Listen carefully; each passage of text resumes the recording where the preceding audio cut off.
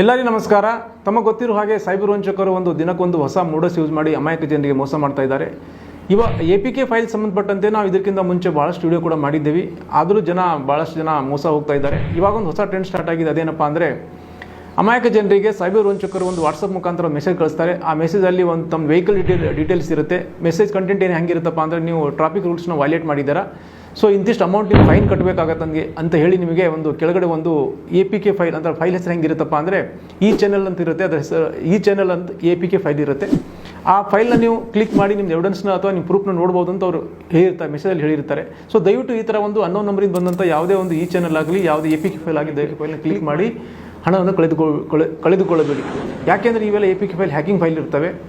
So ದಯವಿಟ್ಟು ಈ ಥರ ಒಂದು ಹ್ಯಾಕಿಂಗ್ ಫೈಲ್ನ ಕ್ಲಿಕ್ ಮಾಡಿ ಹಣವನ್ನು ಕಳೆದುಕೊಳ್ಳಬೇಡಿ.